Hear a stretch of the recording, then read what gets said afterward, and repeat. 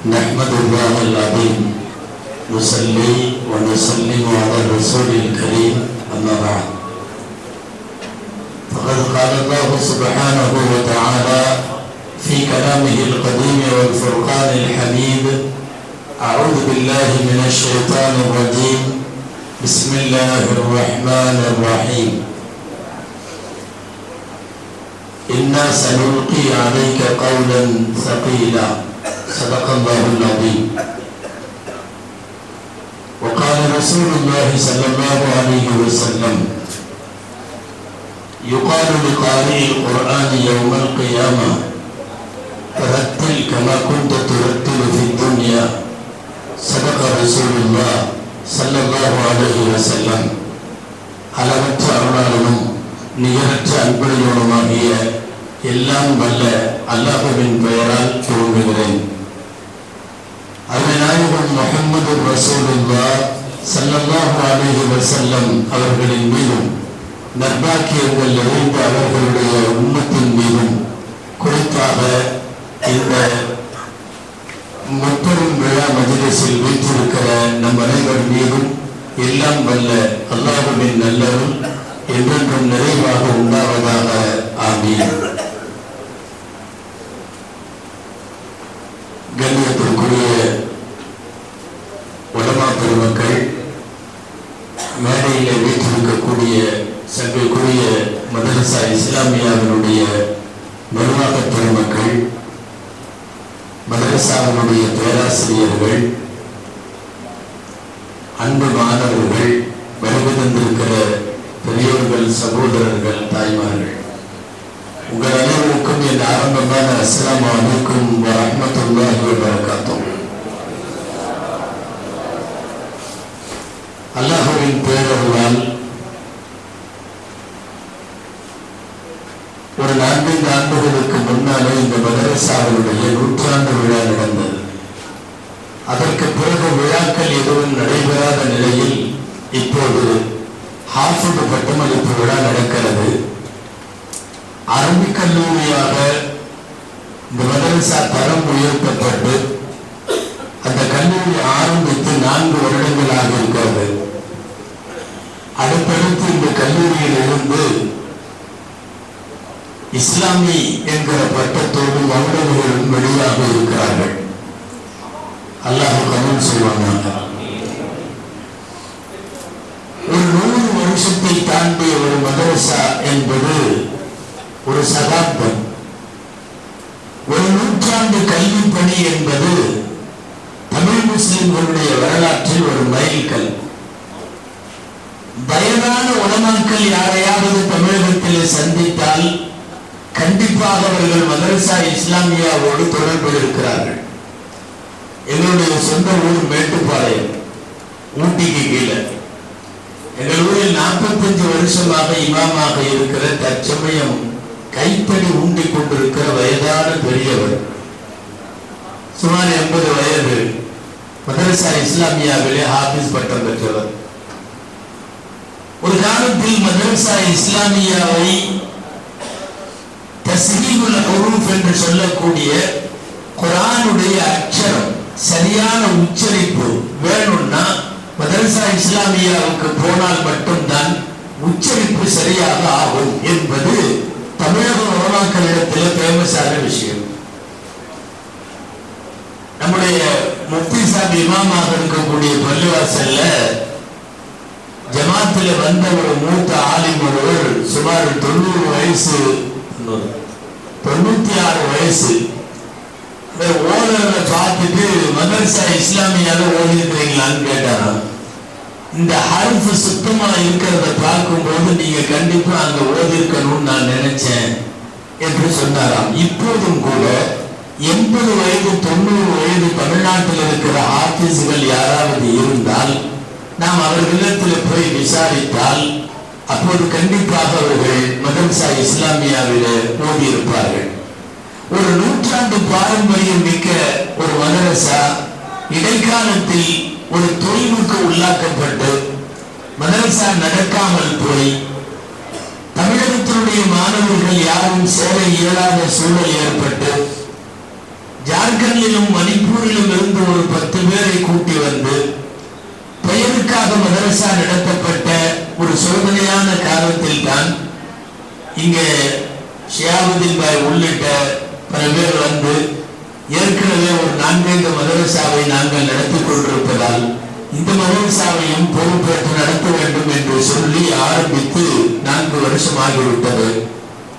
அல்லாஹ்விற்காக இந்த மதரசாவையும் நடத்தி கொண்டிருக்கிறோம். எந்தவித கட்டணமும் சம்பளமும் பெறாமல் ஒரு பாரம்பரியமான மதரசா அது இடையில நின்று போய்விடக் கூடாது, அதற்கு ஹயாத்து கொடுக்க வேண்டும் என்று ஆரம்பித்தோம். அல்லாஹ்வின் அருளால் இப்போது 8 பேர் 10 பேர் இருந்த ஒன்றும் இல்லாத உணவு கொடுப்பதற்கு ஒரு மதரசா என்று மட்டும் இருந்த நிலை மாறி கல்விக்காகவும் ஒரு கல்லூரி என்கிற அடிப்படையில் அல்லாஹ் இதை தரம் உயர்த்தி இருக்கிறான். இன்னமும் 12 காலங்கள் பல ஹாஃபிதுகளை பல ஆலிம்களை உருவாக்கக்கூடிய வாய்ப்பை அல்லாஹ் தஆலா இந்த மதரசாவுக்கு வழங்குவானாக என்று உங்கள் எல்லோருடைய மனநிறைவோடு நான் பிரார்த்தித்துக் கொள்கிறேன். இங்கே எனக்கு பின்னாலே உட்கார்ந்து இருக்கிற இந்த மதரசாவுடைய முக்கிய பிரமுகர்கள், எதிரிலே அமர்ந்திருப்பவர்கள், ஷிஹாபுதீன் பாய் உள்ளிட்டவர்கள் இந்த மதரசாவினுடைய முதுகெலும்புகள். நான் அவர்களுக்கு ஒரு வார்த்தை சொல்லுவேன். உங்களுடைய வாழ்க்கை வளம் பெற வேண்டுமானாலும் நீங்கள் இந்த மதரசாவை மேம்படுத்தி காட்டுங்கள், தரம் உயர்த்தி காட்டுங்கள், உங்களுடைய பங்களிப்பை செய்யுங்கள். உங்களுடைய சொந்த வாழ்க்கையிலும் அல்லாஹ் ஏராளமான பரக்கத்துகளை காட்டுவான். காரணம், முன்னொரு காலத்தில் நிறைய வழிமாறுகள் எல்லாம் வந்து உட்கார்ந்திருந்த இடம் இது. சங்கிக்குரிய இப்ராஹிம் ஹஜ்ரத் அவர்கள் காலம், அதற்கு முந்தைய காலம். உங்களுக்கு தெரியும், இன்றைக்கு வரையும் திருமறை தஜ்வீத் ஓதும் கலை என்று சொல்லி ஒரு புத்தகம் தமிழ்நாட்டிலே குர்ஆன் முறையை எப்படி ஓத வேண்டும் என்கிற தஜ்வீத் சட்டத்தை முதலாக தமிழ்நாட்டில் வேறு எந்த மதரசாவும் வெளியிடாத போது இந்த மதரசா தான் அதை வெளியிட்டது. எனக்கு தெரிந்து ஆயிரக்கணக்கில் அல்ல லட்சக்கணக்கில் தமிழகம் முழுக்க அந்த தஜ்வீதினுடைய தமிழ் பாடத்திட்டத்தினுடைய கிதாபு மதரசா இஸ்லாமியாவின் மூலமாக தமிழ் முஸ்லிம் சமுதாயத்திற்கு அர்ப்பணிக்கப்பட்டு அது இன்றைக்கு நாடு முழுவதும் இருக்கிறது. இப்போதும் கூட தஜ்வீத் சட்டத்தை நான் தமிழிலேயே படிக்க வேண்டும் என்று விரும்புபவர்கள் அந்த நூலை பார்த்தால் அதனுடைய சட்டங்கள் அனைத்தும் தெரிந்து கொள்ளலாம். கஷ்மீருடைய பேராசிரியராக இருந்து வஃபாத்தாகி நிறைய நூற்றுக்கணக்கான ஹாஃபிதுகளை உருவாக்கிய மர்ஹூம் ஹிதாயத்துல்லாஹ் பபருல்லாஹ் பர்கதஹு அவர்களெல்லாம் இங்கே மண்டிட்ட மாணவர்கள். நிறைய அவுலியாக்கள் இதற்கு முன்னாலே ஓதி இருக்கிறார்கள். ஏறத்தாழ நம்ம இங்க யாரு உட்கார்ந்திருந்தாலும் நம்ம எல்லாருமே யாரும் 80 வயசு தாண்டவங்க இல்லை. ஆல்மோஸ்ட் 50, 40, 60, 70 தான் இருப்போம். நாம் பிறப்பதற்கு முன்னாலேயே நல்லடியார்கள் ஓதிய ஒரு மதரசா. அதனால இது இன்னமும் மேம்படுத்தப்பட வேண்டும், தரம் உயர்த்தப்பட வேண்டும். இதனுடைய இடவசதிகள் எல்லாம் அதிகமாக வேண்டும். ஷியாபுதீன் அவரோட ஆர்வத்தில் சொல்றாரு, 300 பேர் நாங்க கொண்டு வர போறோம். 300 பேர் கொண்டு வந்து தங்க வைக்கிறதுக்கு அம்சால தான் நாங்க வைக்கிறோம். அன்பானவர்களே, 300 பேருக்கு இடம் வேண்டும். அதனால இது அடுத்தடுத்த விசாலமான இடம், மிகச்சிறந்த நிர்வாக கட்டமைப்பு, மாணவர்களுக்கு தேவையான வசதிகள், இது எல்லாவற்றையும் செய்து தர வேண்டிய முக்கியமான பொறுப்பு இங்க இருக்கிற நம் எல்லோருக்கும் உண்டு.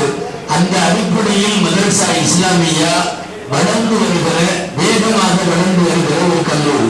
அதையும் 10ஆம் வகுப்பு படித்து முடித்ததற்கு பின்னால் எங்கள் மகனை ஆலிமாக்க வேண்டும் என்று யோசிப்பவர்களுக்கு சென்னையில் அதிகமாக மதரசாக்கள் இல்லை.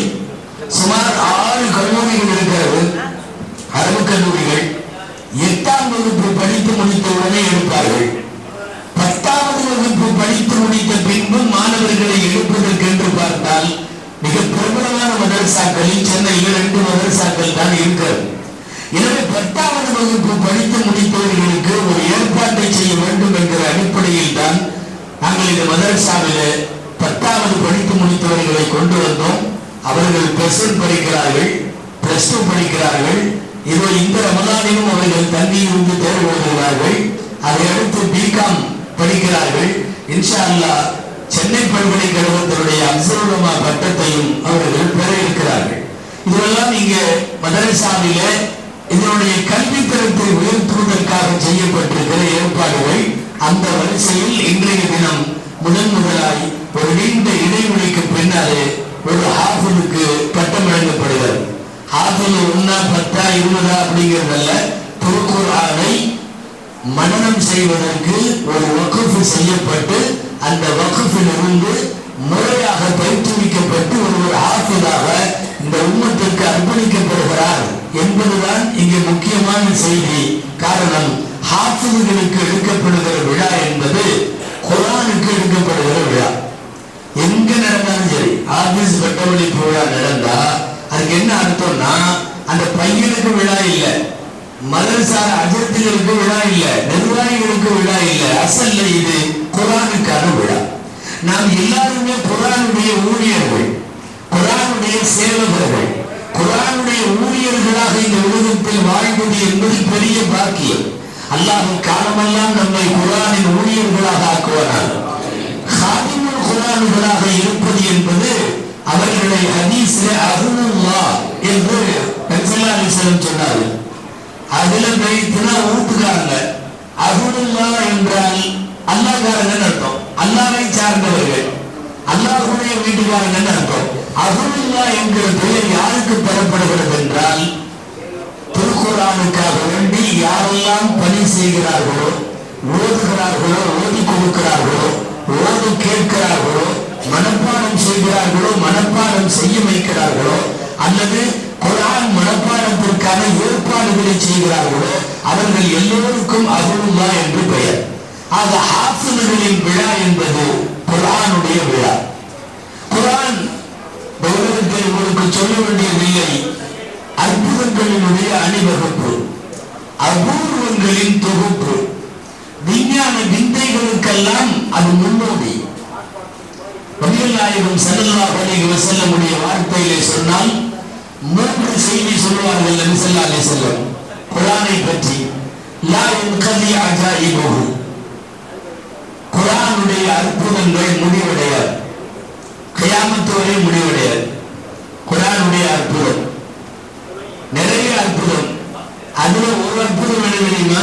இந்த மாதிரி சின்ன பசங்க உள்ளுக்குள்ளே எல்லாம் குர்ஆன் போகுது, அது ஒரு அற்புதம். இந்தோனேஷியால 78 வயசு கிழவி ஹாஃபிஸ் பட்டம் வாங்கியிருக்கு, போட்டியில வேற பரிசு வாங்கியிருக்கு.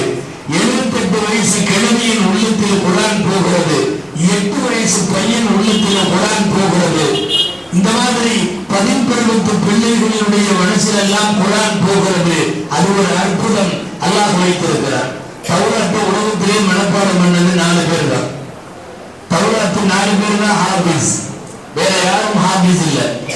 இன்ஜீல் ஈசா அலைஹிஸ்ஸலாத்துக்கு மட்டும்தான் தெரியும், வேற யாரும் ஹாஃபிஸ் இல்ல. ஜபூர் வேதம் தாவூத் அலைஹிஸ்ஸலாம் மட்டும்தான் ஹாஃபிஸ், அவங்க மட்டும்தான் அதை படிக்கவும் செய்வாங்க, யாரும் ஹாஃபிஸ் இல்ல. குர்ஆனுக்கு மட்டும் ஹாஃபிஸ்கள் எத்தனை பேர்? கோடிக்கணக்கான பேர், லட்சக்கணக்கில் அல்ல, கோடிக்கணக்கான பேர் குர்ஆனுடைய ஹாஃபிஸ்கள். வயசு என்னன்னு பார்த்தா 8 வயசுல இருந்து 80 வயசு வரைக்கும். அதைத்தான் நபி ஸல்லல்லாஹு அலைஹி வஸல்லம் சொல்கிறார்கள், லா யன்கதி அஜாயிபுஹு, அற்புதங்கள் முடிவடையாது.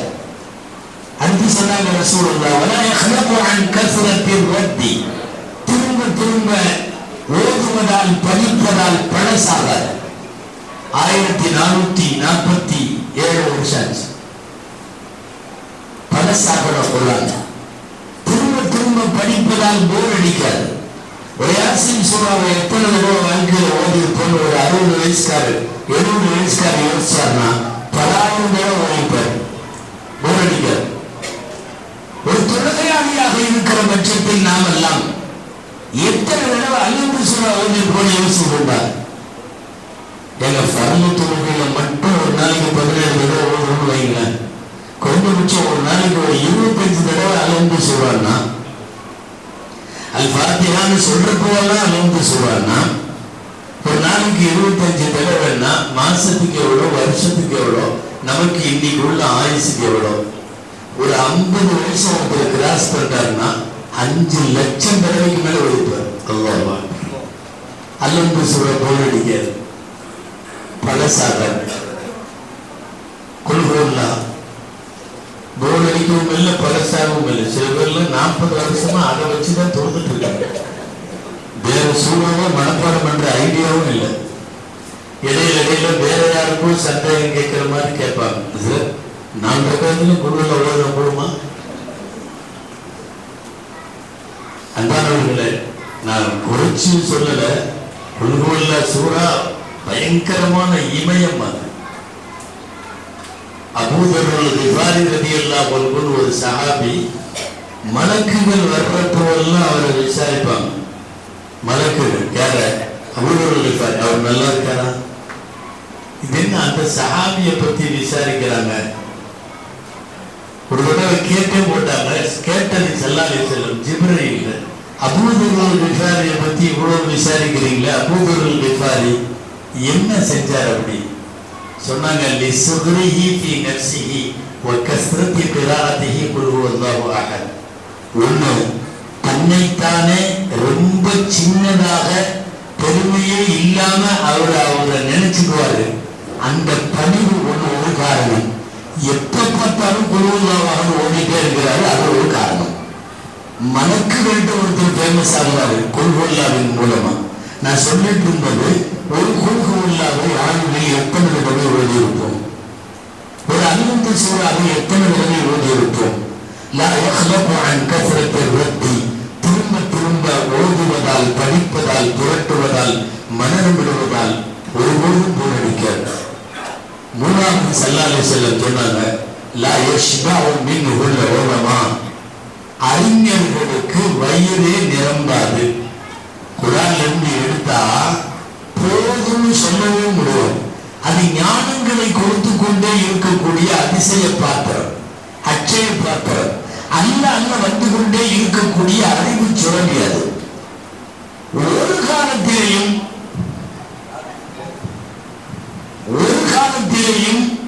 திருக்குர்ஆன் எங்களுக்கு போதும்னு உலகத்தில் உள்ள அறிஞர்கள் முடிவுக்கு வரமாட்டார்கள்.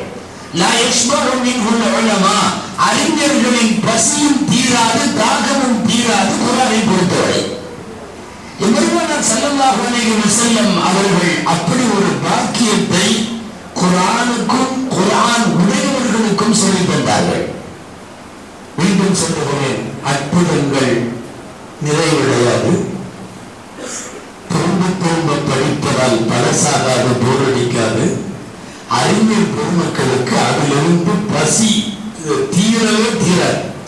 அப்படிப்பட்ட பாக்கியம் திருக்குர்ஆனுக்கு உண்டு. திருக்குர்ஆன் உங்க எல்லாத்துக்கும் தெரியும், நான் பெற்ற பெரிய பொக்கிஷம். வீட்டுக்கு ஒரு மரம் வளர்ப்பை மாதிரி வீட்டுக்கு வீடு ஹாஃபிஸா வேணும். சில பேருடைய ஒட்டுமொத்த சந்ததியிலேயே ஹாஃபிஸா இல்லைங்கிறது பெரிய வருத்தமான விஷயம். கண்டிப்பா ஹாஃபிஸா வேணும்.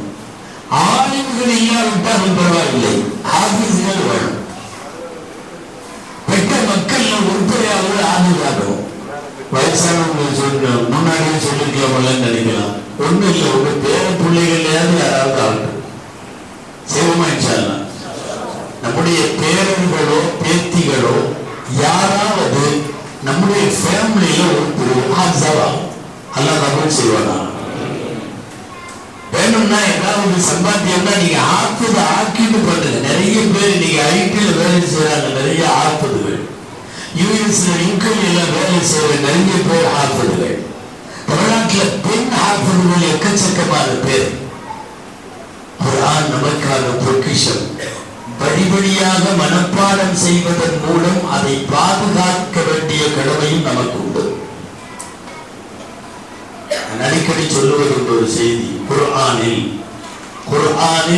குர்ஆனுக்குன்னு நிறைய பேர் இருக்கு, சிறப்பு பேர், பட்ட பேர். குர்ஆனுக்கு குர்ஆன்ல அல்லாஹ் சொல்ற வேற வேற பேர். குர்ஆனுங்கிறது ஒரு பேர், ஃபுர்கான் ஒரு பேர், கிதாப் ஒரு பேர், நூர் ஒரு பேர், திக்ர் ஒரு பேர், இன்னஹாதா லதிக்ருல் லக் திக்ர் ஒரு பேர், ரூஹ் அப்படிங்கிறது ஒரு பேர். இதெல்லாம் குர்ஆனுக்கு உள்ள பிற பெயர்கள். இந்த மாதிரி பெயர்கள் 55 பெயர் இருக்குது குர்ஆனுக்குள்ள. குர்ஆனுக்கு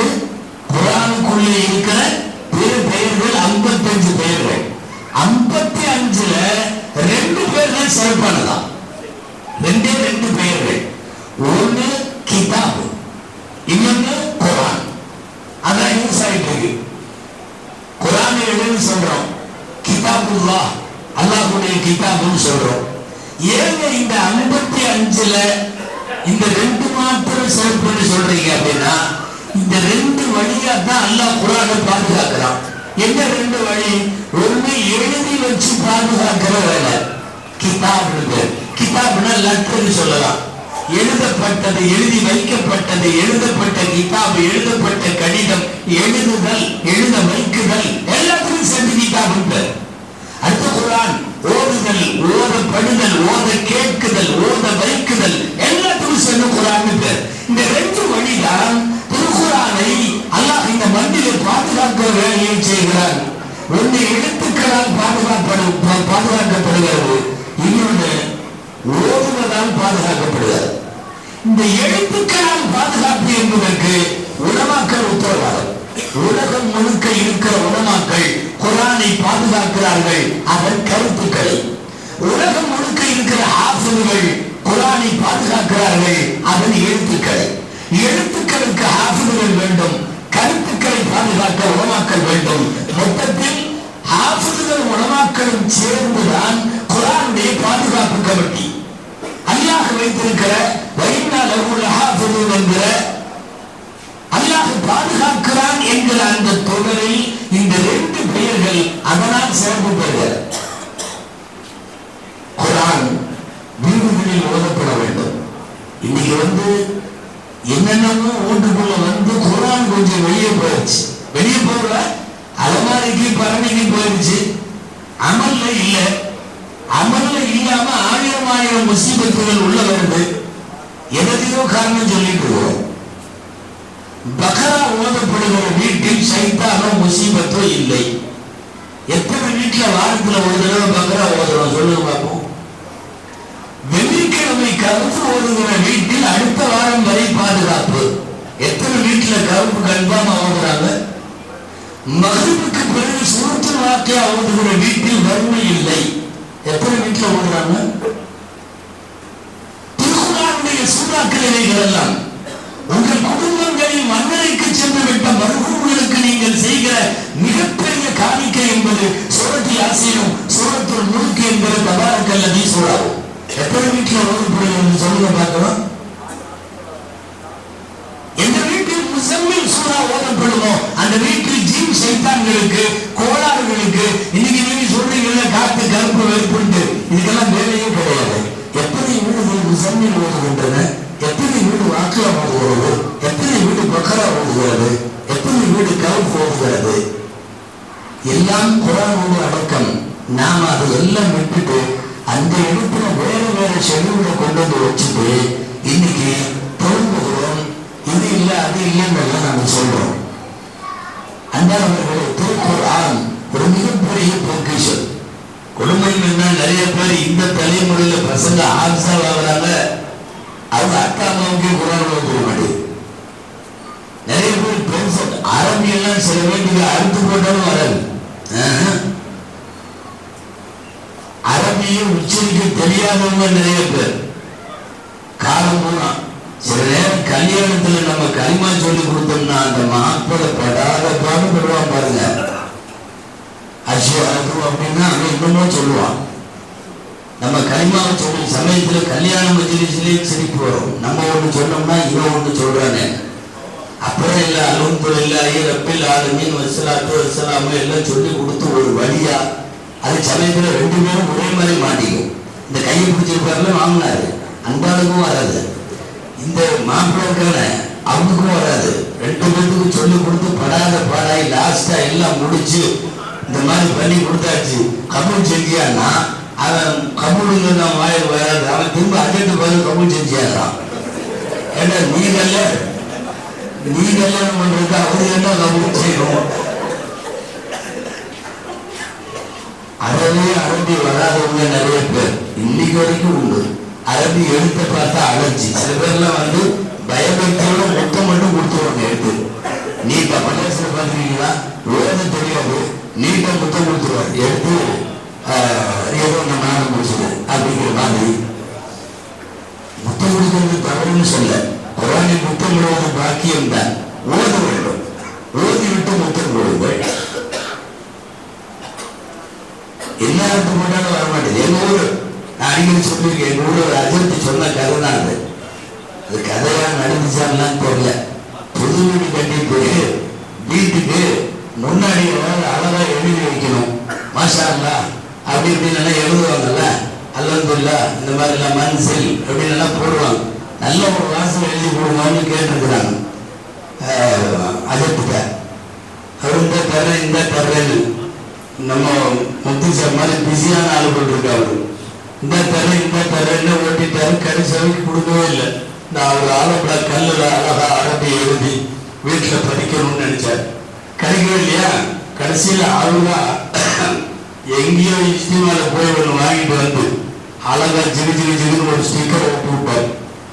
வீடு திரும்பியார் அவரும் பள்ளியாசல்ல வந்து அதற்கு நிர்வாகிகள் எல்லாம் கூப்பிட்டுருக்காரு, வாங்க வீடு திறந்து விட மத்தியான தாவத்து வாங்கன்னு. அப்பதான் அஜித்து கேட்டார், அந்த இது நான் எழுதி தரவே இல்லையே, கொஞ்சம் பிஸியா இருந்தேன்.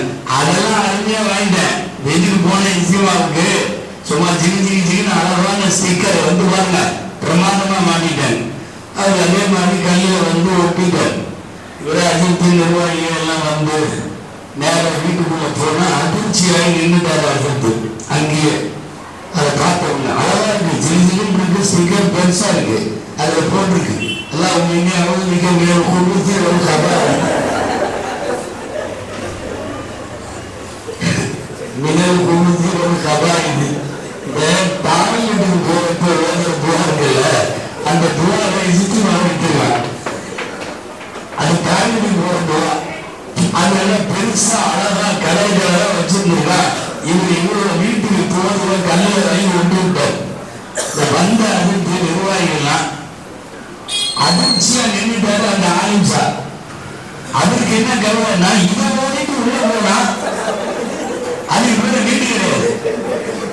ஏன்னா அது ஓடிட்டு உள்ள போனா என்ன அதுக்கு பேரு வீட்டு இல்லை, அது டாய்லெட். அன்பானவர்களே, பார்க்கிற ரெண்டு வரியை ஓதுவதற்கு கூட தெரியாதவங்க இன்னும் உம்மத்திலே நிறைய பேர் இருக்கிறார். பரவாயில்ல, பொழுது போகத்துக்கு முன்னுடைய காலம் முடிந்தால் முதியோர் கல்வியை சேர்ந்தாலும் நீங்கள் ஓதிவிடுங்கள். ஆனால் ரொம்ப முக்கியமாக நம்முடைய குடும்பத்தின் வாரிசுகள்ல இருந்து பேரன் பேத்திகள்ல இருந்து யாராவது ஒருவர் ஆகுதாக வேண்டும். அதற்கான நீயத்தை நாம வைக்கணும். இன்ஷா அல்லாஹ் செய்யலாமா? ஏனென்றால் மனிதர்கள் பேசியது அல்ல இது, மனிதர்கள் எழுதியது அல்ல இது. உலகத்துல எங்காவது உட்கார்ந்து யாராவது ஒரு குழுவினர் ரெடி பண்ண கிதாப் அல்ல அது. அப்படி உள்ள கிதாபா இருந்தா அதை மனப்பாடம் செய்வதற்கு இந்த உம்மத்தை இவ்வளவு தூரம் மெனக்கிட வேண்டிய அவசியம் இல்லை. மனிதர்கள் எழுதியதல்ல, மனிதர்கள் பேசியதல்ல. உங்களுக்கு எல்லாம் தெரியும். நான் இந்த செய்தியோடு நிறைவு செய்கிறேன். நம்ம கையில இருக்கிற குர்ஆன் அதுக்கு கலாமுல்லான்னு பேர். கலாமுல்லான்னு என்ன அர்த்தம்? அல்லாஹ்வுடைய பேச்சு. கலாம் அல்லாஹ்வுடைய பேச்சு. கிதாபுல்லான்னா அல்லாஹ்வுடைய புக். தௌராத் அல்லாஹ்வுடைய கிதாபு தான், கலாம் இல்லை. தௌராத் கிதாபுல்லான்னு சொல்லணும், கலாமுல்லான்னு சொல்லக்கூடாது. காரணம் அல்லாஹ் பேசி கொடுக்கல, எழுதி கொடுத்தான். குர்ஆனை மட்டும்தான் பேசி கொடுத்தான். இதெல்லாம் கவனிக்கணும். இன்ஜீல் என்பது கலாமுல்லாஹ் கிடையாது, எழுதித்தான் கொடுத்தான். ஜபூர் என்பது கலாமுல்லாஹ் கிடையாது, எழுதித்தான் கொடுத்தான். பலகைகளிலே எழுதி தரப்பட்டது தௌராத்து, 7 பலகைகளே. இன்ஜீல் என்பது ஒரே நாளில் எழுதி தரப்பட்ட ரிட்டன் புக், அது எழுதப்பட்ட புத்தகம். ஜபூரும் அப்படித்தான். குர்ஆனை எழுதி எல்லாம் கொடுக்கல, ஒவ்வொரு தடவையும் ஜிப்ரீலை கூப்பிட்டு அல்லாஹ் ஓதுவான். அல்ஹம்துலில்லாஹி ரப்பில் ஆலமீன் அர்ரஹ்மானிர் ரஹீம் மாலிகி யௌமித்தீன். இத உலகத்துல முதல்ல ஓதுறது யாருன்னா அல்லாஹ். ஒவ்வொரு தடவையும் ஜிப்ரீலை கூப்பிட்டு ஓதி காட்டி இதை போய் நபிகள் நாயகத்திடம் ஓதுங்கள். ஜிப்ரீல் அலைஹிஸ்ஸலாம் வந்து, என்ன தம்பி பிரச்சனை? ரசூலுல்லாஹி ஸல்லல்லாஹு அலைஹி வஸல்லம் அவர்களுக்கு ஓதி தரப்பட்டு அவர்கள் உம்மத்துக்கு ஓதி கொடுத்து அது வழி வழியாக வருவார். அன்பானவர்களே, நான் சொல்ல வருவது, எழுதப்பட்டதை நாம மனப்பாடம் செய்யல, அல்லாஹ்வின் பேச்சை மனப்பாடம் செய்கிறோம். அதனால நிறைய பேர் இங்க வேணும். இங்க ஹிஃப்ஸுக்கு ஆலிம்களுக்கு கூட மாணவர்கள் வர்றாங்க. ஹிஃப்ஸுடைய மாணவர்கள் இந்த மதரசாவுடைய பிளஸ் பாயிண்ட் கடந்த காலத்துல என்னன்னா, ஹாஃபிஸ்களுக்கு நீங்க ஸ்பெஷல் மதரசா. அதனால உங்களுடைய வீடுகளின் பிள்ளைகளை, உங்களுக்கு தெரிந்தவர்களின் பிள்ளைகளை இந்த மதரசாவுடைய ஹிஃப்ஸ் பிரிவுக்காக வேண்டி அனுப்பி வையுங்கள். உங்கள் ஒவ்வொரு வீட்டிலையும் நீங்கள் இது குறித்து சொல்லுங்கள். குடும்பத்தில் ஒருத்தர் ஹாஃபிஸ் ஆகணும்னு நியத்து வைத்து துஆ செய்யுங்கள். அல்லாஹ் நம் சந்ததிகளில் ஹாஃபிஸ் ஆக்கி விடுவான். அல்லாஹ் சுப்ஹானஹு வ தஆலா இந்த மதரசாவில் இன்னமும் பல்லாண்டு காலம் பல நூறு ஹாஃபிஸ்களை உருவாக்குவதற்கு அல்லாஹ் தௌஃபீக் செய்வானாக. சிறந்த முறையில் அரபி கல்லூரியின் வளர்ச்சி பெற்று பல நூறு மௌலவிகளை தமிழகத்திற்கு பணிவதற்கு அல்லாஹ் தௌஃபீக் செய்வானாக. وآخر دعوانا الحمد لله رب العالمين. السلام عليكم ورحمة الله وبركاته.